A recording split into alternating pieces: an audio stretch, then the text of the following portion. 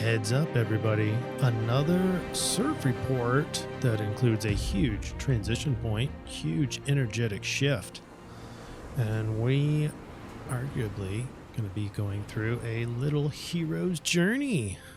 How's that sound? So let's go surfing. CIRF stands for Collective Influence Report and Forecast, to get you prepared for the energies of the upcoming week. This week from January 18th through the 24th, here's our summary slide of the energies. And it's a triangulation, and we're going to do another triangulation for the solution, or how to best behave to capture the most amount of success through these energies. All right, so energetically, we have a fist bump between Sun and Pluto, and this is very magical. As you're going to see in the astrology, these two players, Sun and Pluto, go exact right before they both enter. In essence, they enter into Aquarius at the same time, on the same day. That is really unusual. And furthermore, they're going to enter into Aquarius when they're exactly aligned in the same Rave Mandala line. That's unusual as well. Now, in addition, we still have a strong Capricorn influence all week, and that will wane for a little bit, but then it will climb back up strong as Venus moves into Capricorn.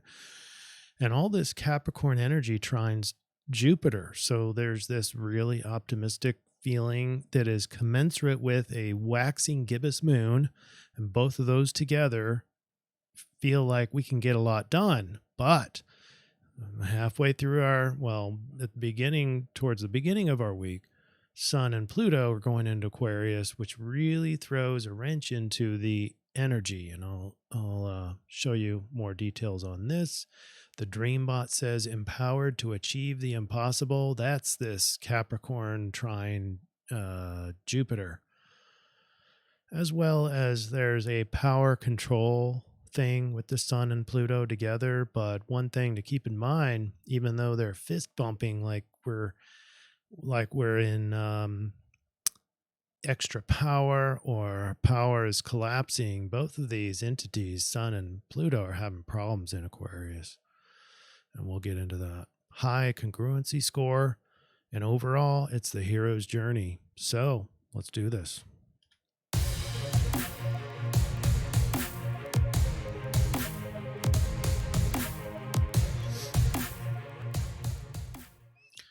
And I am proud to announce Erica Spradlin for the Best Comment Award this week. Congratulations, Erica. Hope you all are healthy and happy, and back at you. I know a lot of people in my life are getting sick, and I've been able to stay healthy this whole time, so yay me.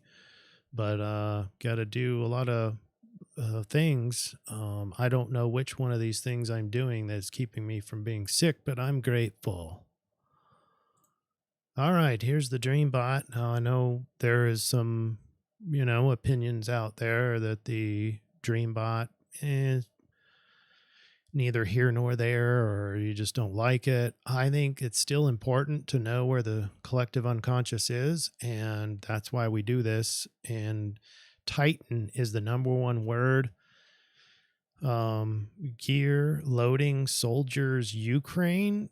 Where'd that come from? Why hasn't the Ukraine been in people's dreams this whole time? Just now? It's really weird. But it's there's all these red arrows, not including the Ukraine. If we bring the Ukraine in there, we kind of think of contention and war. But if we take that out, a lot of these words are empowered, Titan, thinking big, loading up. So empowered to achieve the impossible. And let's get back to the astrology.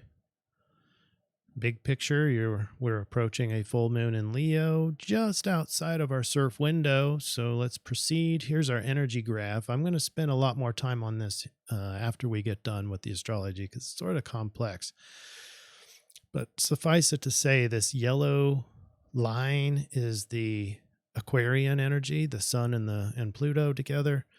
And then what was going to be green, but my computer changed it to blue, is the Capricorn energy. And so as the Capricorn winds down, the Aquarian energy pops up.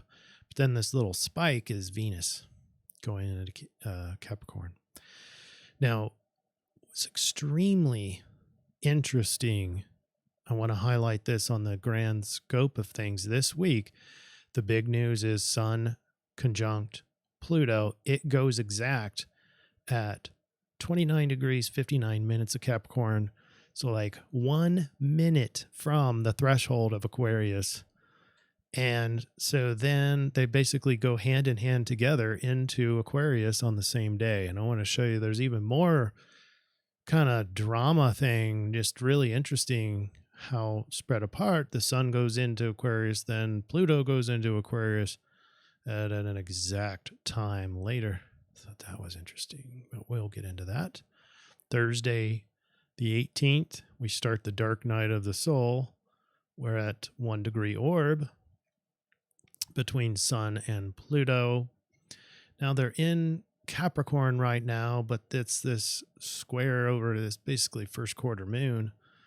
And this is what kickstart the moon conjunct with Jupiter especially. So it's in like an extra energetic, it's an excessive earth based energy that is part of the waxing gibbous moon. After the first quarter, it's go time. And with this big trine here, you got all the Capricorn energy on the early part of Capricorn is trine over to Jupiter and the moon. So it's extra easy earth energy on this day. I wouldn't expect you to feel a full dark night of the soul, but some of you will, particularly the last portion Capricorn folks. And I think this dark night of the soul really is going to start taking a big effect once the Sun and Pluto go into Aquarius. It's going to be the early Aquarians, Sun Aquarians, that are going to feel the brunt of this dark night of the soul, but we'll get there. And right now we have a Capricorn backdrop because overall there are 7 earth signs in this configuration on Thursday the 18th. And there are 4 cardinal signs, which is the most of these. And so what is cardinal earth? It's Capricorn, which is a match to the 4 planets here. So very Capricorny. And we have Saturn still in a sextile. This is the last time I'll say it this week, but extremely important to remember this. I want to hammer this home week after week until April 3rd. We really want to take things seriously. Stay disciplined because the sextile over to Jupiter means lots of wealth, value added. Jupiter is in Taurus, the planet of or the zodiac sign of value and worth. So there's a lot of opportunities there if you stay disciplined. Okay. And then Friday, we still have the Capricorn backdrop. Now the Sun and Pluto are within 1 degree. And so it'll be, I believe, tomorrow. Yes, tomorrow's the big day. So Friday the 19th, not a whole lot to say here. The biggest energy is probably the partners feeling overly tethered because you've got Venus in a square over to Neptune. So you have Venus in Sag, prefers to be untethered, unattached, maybe a little more superficial but impulsive. But with a square over to Neptune, part of that archetype is connectedness and feeling, mystically tethered. So those are sort of like the conflict in the astrology. And that will, when Venus progresses, especially progresses into Capricorn, all that will resolve. And we'll talk about that later on in the CIRF. Saturday the 20th. Now it's time to get serious. Look at this. So this is 7:45 a.m. So this is on the 20th of January.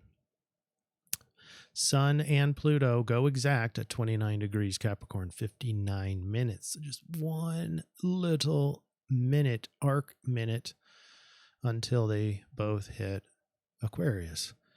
Now, so we go 20. So they hit perfectly aligned, perfectly conjunct at 7:45 a.m. Central Standard Time, and then 22 minutes later, you're going to see the sun. I'm bringing in the new chart.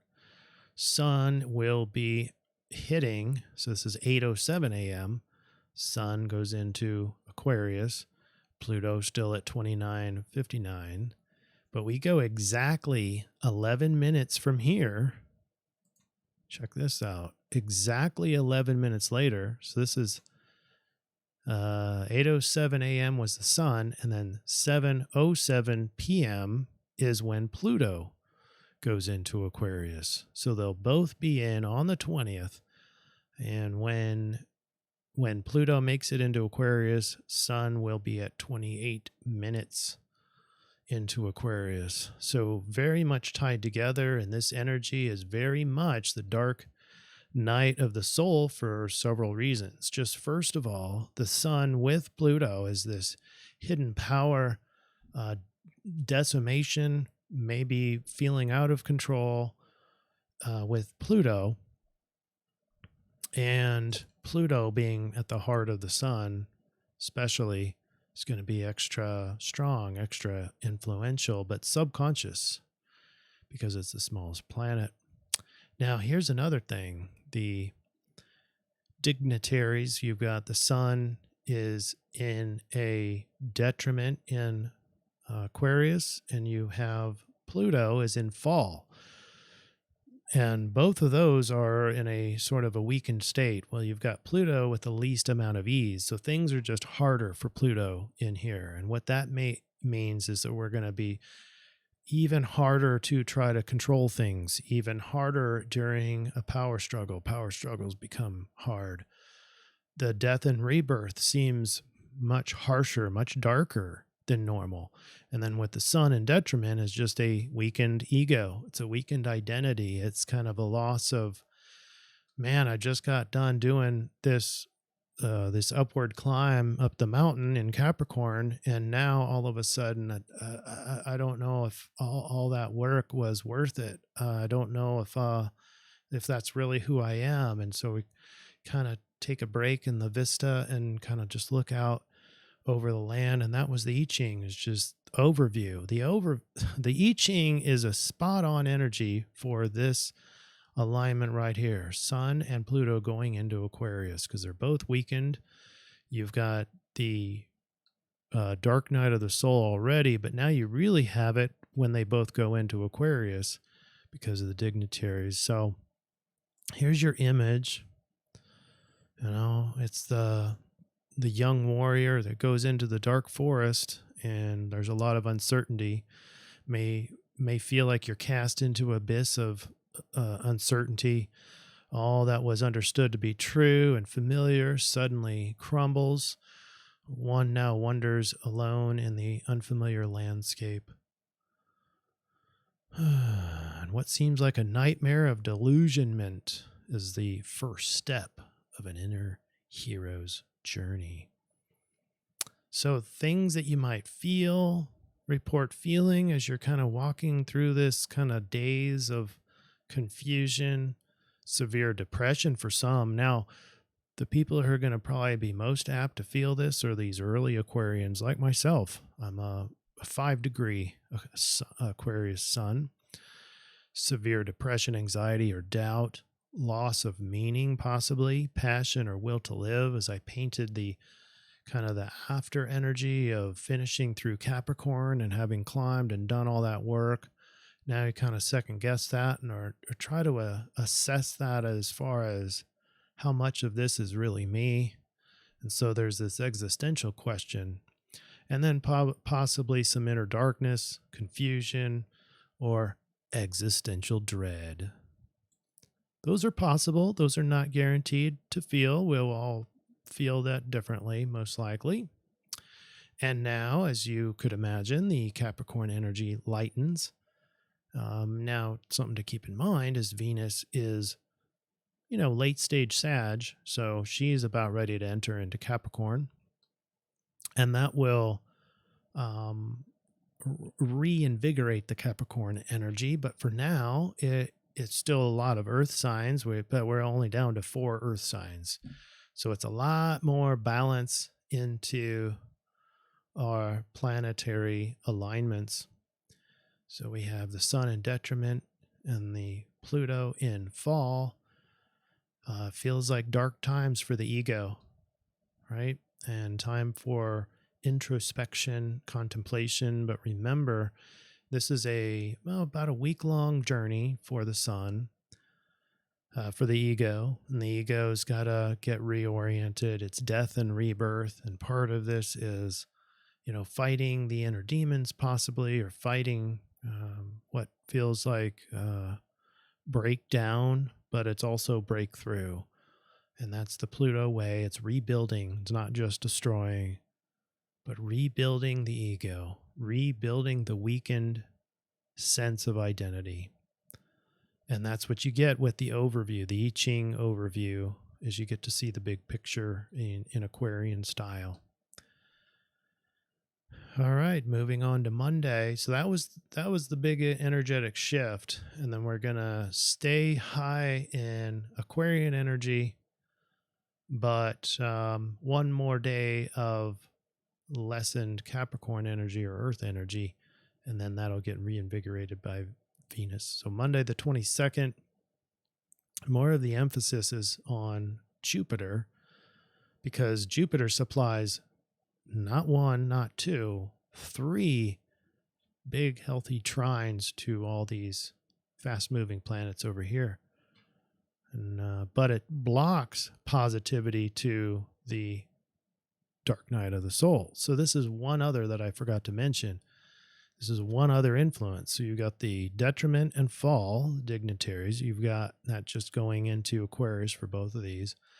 You've got the conjunction itself, which is a sort of a dark night of the soul. And then you've got a square over to the positivity, which means it's blocked. It's hard to feel positive. It is extra negative. It's dark. It's hard to find the optimism and joy. It's the pressure to find joy, that pressure to find optimism.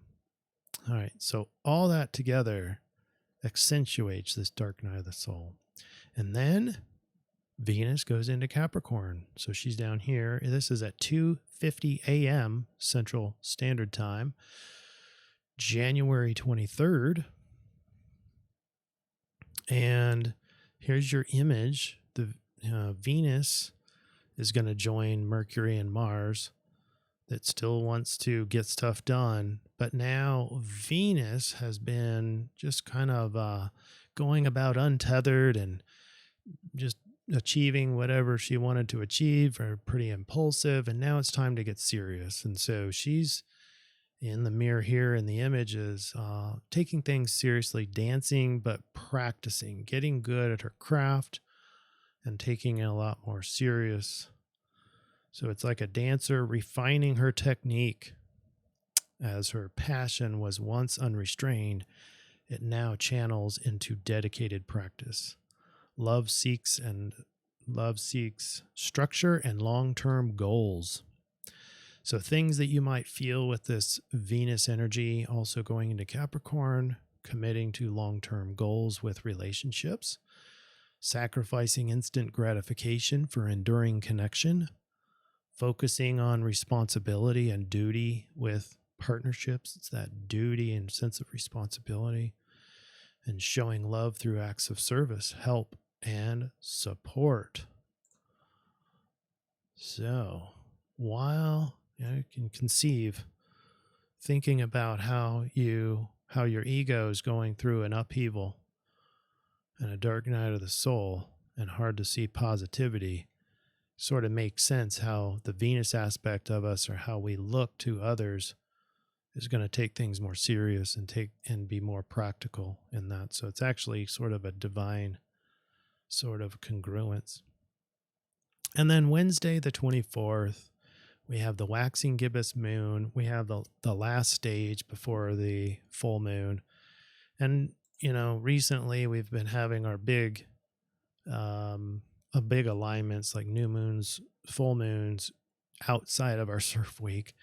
And so I want to show this as well, just to give you a heads up. On the 25th, that's a Thursday. This technically is inside the next CIRF report, but it's 12 hours outside of our CIRF report with a full moon plus or minus 24 hours.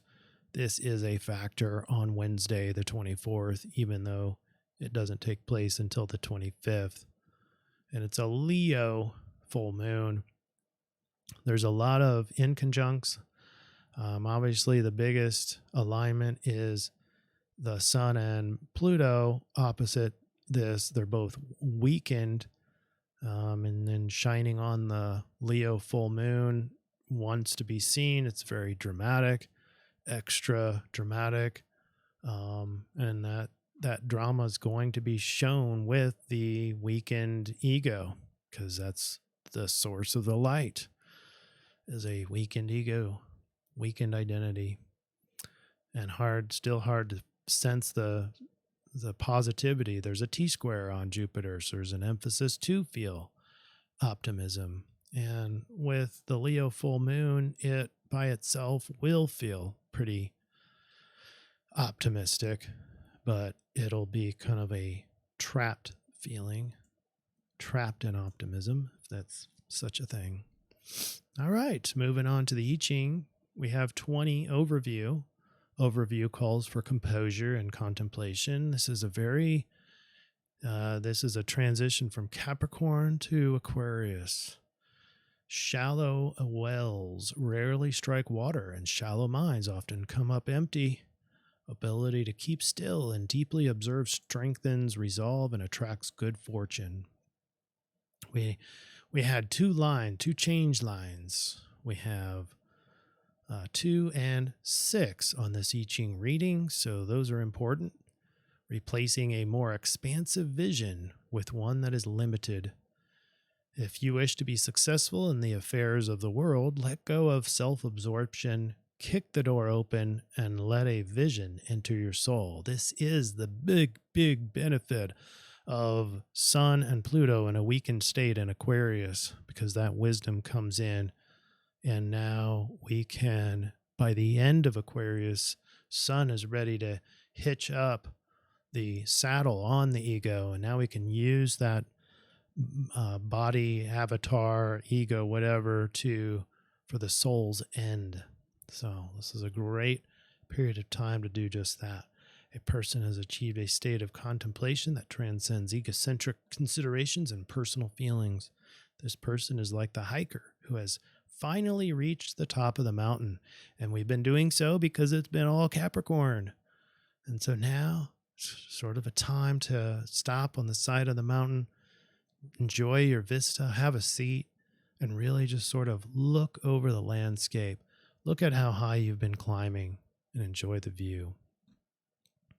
Before we get into the solution, I've got 2 things to show you. Number one, remember that energy chart. So we start off primarily with massive Capricorn energy still. This year, the Capricorn cycle has been extremely strong, and it stays elevated enough to stay on our energy chart. It wanes as the Sun and Pluto come together and cross the threshold into Aquarius. This is, remember, 11 hours of spike. So we've got half here, spike, and then we've got both of them coming up into Aquarius. Now we've got Aquarius, dark night of the soul, and then starts on Saturday and goes to the rest of the week. And then even more so, because eventually over the course of the Sun in Aquarius, you're going to have all the fast players there. You're going to have Mercury, Mars, and Venus, as well as Pluto. And then inside this surf week, on between Monday and Tuesday, deep in the wee hours of the morning, 2 a.m.-ish on Tuesday morning, Venus goes into Capricorn. So now we have 3 of those fast-moving planets in Capricorn, and that's still a thing. You have part of you that wants to get stuff done and climb, and then you have the other part of you wants to just find a bench and look over the terrain and the mountain that you just climbed. All right, so here's the dude. Here's our influence, and I probably needed to do that before. Shoot, let me show you the energy chart. Okay, there you go, because I think I screwed that up. All right, here's the dude on the mountain. He's done climbing. This is ego and Pluto together. Your power is to be able to observe, to be very Aquarian and just sort of see the landscape in very overview style. I-Ching 20. The undeniable Capricorn energy crescendos higher to match the inspiring and expanding waxing gibbous moon's divine influence. But deep, shadowy parts of us suddenly resist climbing and instead take a meditative seat on the vista already climbed, just observing the majestic view from above the clouds. What's it all mean? What are we working so hard for? Did they manipulate me into working this hard? And what's happening to my ego? I've got to figure all this out. Feelings akin to humbling, self-doubt, receding from the limelight, i.e. very Aquarian sort of energies are at stake here, and a dark night of the soul. So, with that, what is our solution? Well, you put the change lines in and you get hexagram 47, oppression. And so we look for behaviors and suggestions. It is important to be strong on the inside while remaining quietly cheerful on the outside. Avoid too much talking, except to your closest friends. Your words will have little effect on most others, since your influence will be at a low ebb. How does the I-Ching get this so right? This is the Aquarian energy and solution. It is not a lot of ego influence that the Aquarians have. So words and knowledge are good, but influence, not a strong suit. A strong silence is the most skillful posture when facing public during adversity. So here's some more suggestions according to hexagram 47. Seek support during times of oppression. It is crucial to reach out for support. Consult trusted friends, family members, and mentors who can provide guidance. It's important for self-care and rest. Prioritize activities that nurture your well-being. Adapt and adjust. Cultivate inner strength. Maintain integrity. Now, one of the overlaps with the dark night of the soul is cultivating inner strength, is on the backside of that journey. Remember, the hero's journey is the young person, young man who's just about to enter into adulthood and has to go into the forest and find the monster or kill the big beast. And then when he safely returns to the village, he is considered a man now, and now is part of the protection mechanism of the village. So cultivating inner strength means facing demons and past and traumas and bad memories. So this chart is for Sun going into Aquarius. Now you say, well, shouldn't it be when they go perfectly exact? No, I think it's when it starts to crest into Aquarius where we get this feeling of overview. So the main energy of overview for I-Ching 20 is right here, and particularly when both of them are in Aquarius. But so this is the beginning of it. Sun goes into Aquarius. It's 60 hexagram 60 of the Rave mandala and Sagittarius Sidereal Astrology. A lot of mumbo jumbo. What's it all mean? Well, Rave 60 is limitation and it's resourcefulness. Now, this is interesting. Even though I took the chart when Sun goes into Aquarius, they're only 1 minute apart. So that means Pluto and the Sun are in the same gate and line. This is highly unusual. So it's extra strong resourcefulness. Line 40, resourcefulness. The reasoned and intelligent maximization of potential within limitations. The maximization of potential within limitation. This speaks to the limits you get when you're in detriment, Sun detriment, Pluto in fall. So things are weakened and harder and very Aquarian. So we need to be more resourceful, especially with the mix of all that Capricorn energy. All right, here's the solution. Are you ready?